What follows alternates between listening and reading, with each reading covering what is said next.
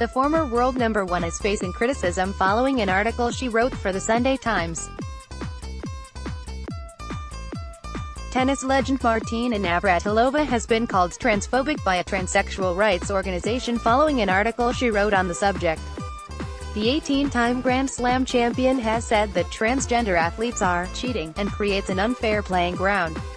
Navratilova first came under fire over the subject in December.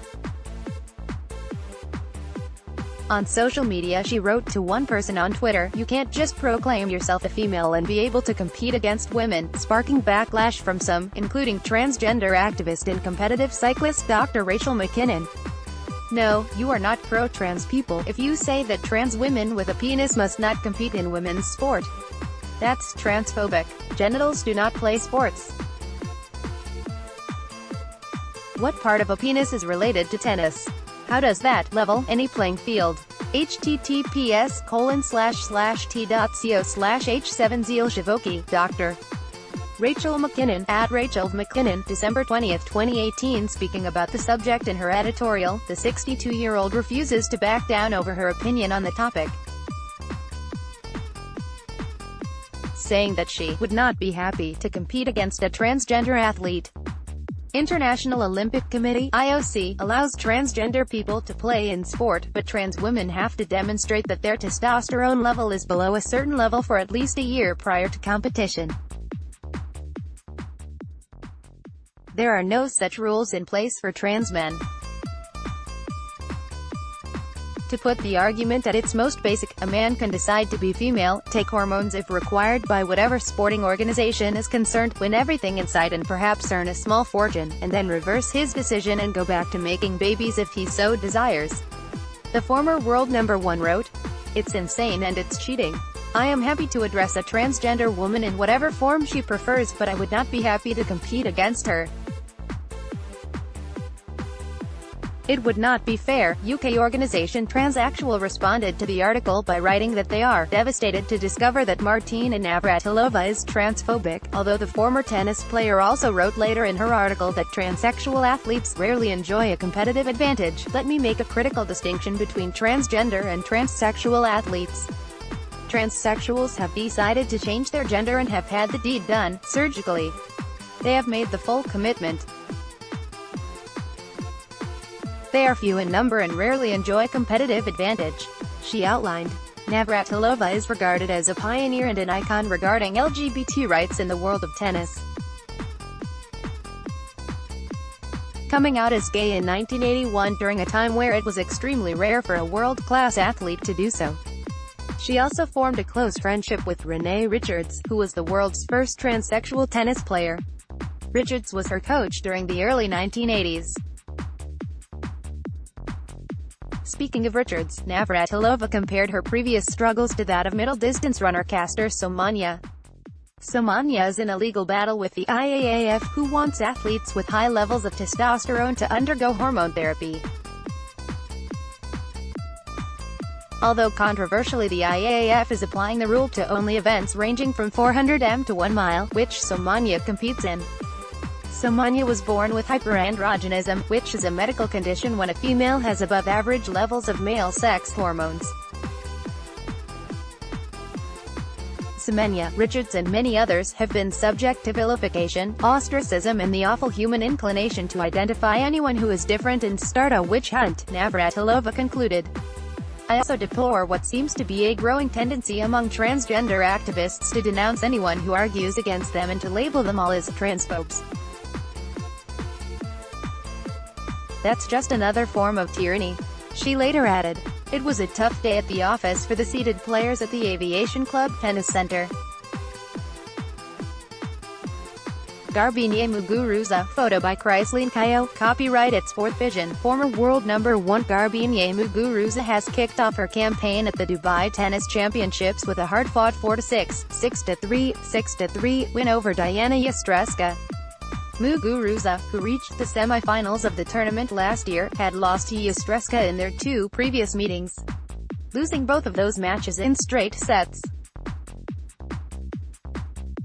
However, the two-time Grand Slam champion got her revenge during what was a roller coaster match that exceeded the 2-hour mark. The rocky display saw Muguruza hit only 14 winners to 47 unforced errors as she converted 8 out of her 11 breakpoint opportunities.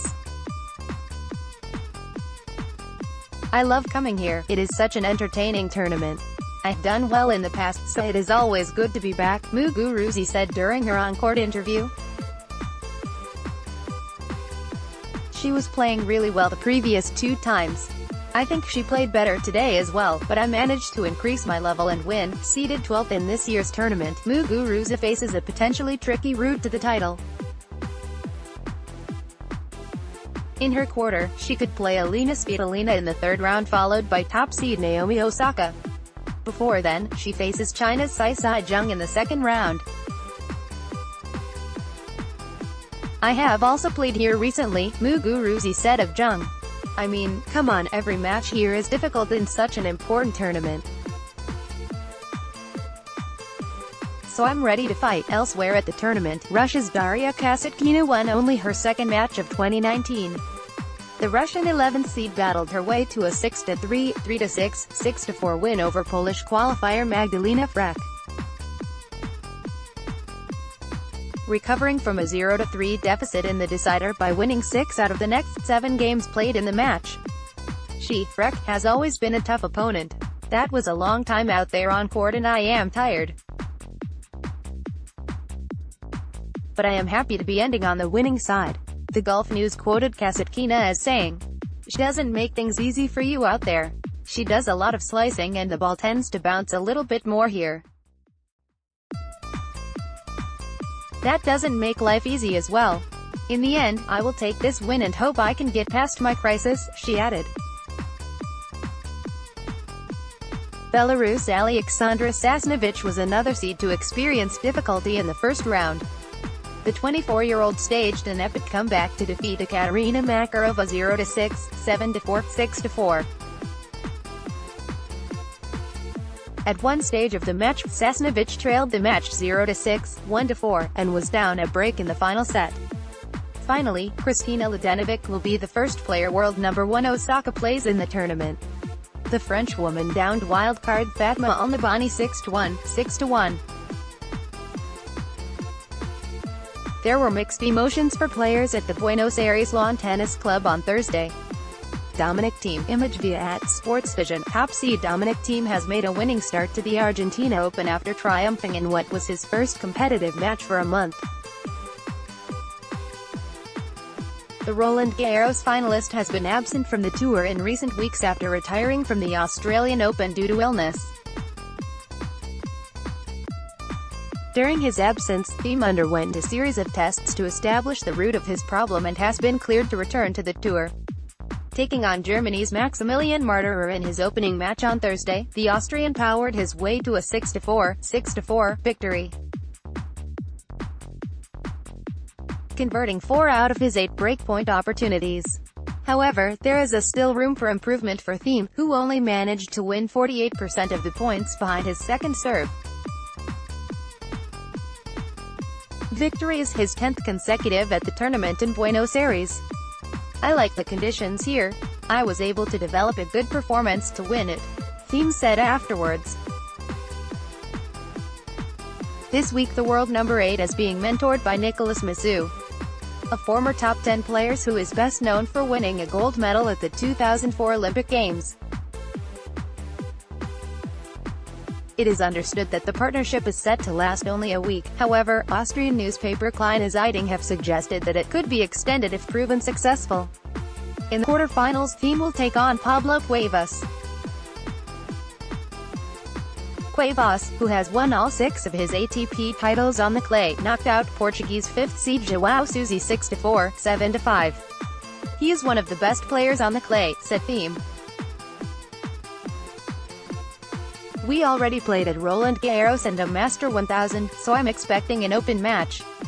Thiem is currently tied at 2-2 in his head-to-head with the Uruguayan player. Farewell continues his goodbye to our 3-time champion David Ferrer has played his last ever match at the Buenos Aires Lawn Tennis Club. The Spaniard, who will officially retire from the tour in May, was edged out in a 3-set roller coaster against Albert Ramos Vinolas. Ferrer failed to convert 2 match points during the second set as he suffered a 3-6, 7-6, 9, 6-3 defeat. "I feel at home because of the love the crowd, have for me. Loved," Ferrer said following his loss. "Without a doubt, it is very special since I will not step on this court again. What I will miss most is your affection." Ferrer is one of only 2 players in history to have won the tournament 3 years in a row.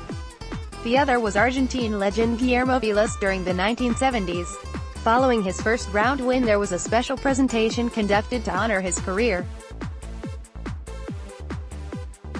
Attendees to the on-court presentation included Gabriela Sabatini, Martin Jade, Federico Del Bonis, Mark Lopez, Diego Schwartzman, Juan Ignacio Chela, Mariano Zabaleta, Juan Monaco and Gaston Gaudio.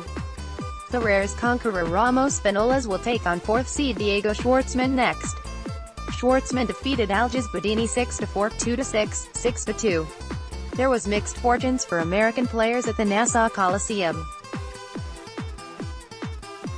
John Isner at the 2018 ATP Finals, imaged by Johnny Chacha, copyrighted Johnny Chacha. Top seed John Isner has returned back to the winner's circle after defeating Bernard Tomic 7-6, 7, 6-4, in the second round of the New York Open. Isner, who received a bye in the first round of the tournament, dominated on his serve throughout the match, firing 27 aces past Tomic and dropping just 9 points behind his serve. In the opening set, the American fended off a trio of set points during the tiebreaker. In total, there was only 1 break of serve in the entire match, but it occurred at the most significant moment. As Tomic served to stay in the match at 4-5 down in the second frame, Isner applied the pressure before triumphing on his 6th match point. "I definitely served very well," Isner said after the match. "I was down a set point in the first set and I came up with 3 aces. I'm happy to be in the quarterfinals. Last year I lost my first match here, hopefully I continue to improve." The win awards the 33-year-old his first victory of the season. Isner experienced a disappointing start to the year with early tournament losses to Taylor Fritz in Auckland and Riley Opelka at the Australian Open. However, he has maintained his top 10 position and is currently ranked 9th in the world. "I had a long time to stew over again not doing well down under," Isner said. "I didn't do well in Australia and it's like I had another off-season. I wasn't feeling too great after that. I was very eager to get out here and play and very happy to win." In the quarterfinals, the American will take on 7th seed Jordan Thompson. Thompson recovered from a set down to defeat Chris Eubanks 4-6, 6-1, 6-4. What are John Isner's thoughts on his next opponent at Jordanthimo 2? 23-year-old stunned last year's runner-up Steve Johnson 6-4, 4-6, 7-6, 4, saving 2 match points during the closing stages of the match. "I just knew I had to make returns and obviously the hardest game for him to hold is the last one of the match," ATPTour.com quoted Schneuer saying. "I just hung in there and put some pressure on him." Schneuer will next take on Italian veteran Paolo Lorenzi, who defeated Ryan Harrison.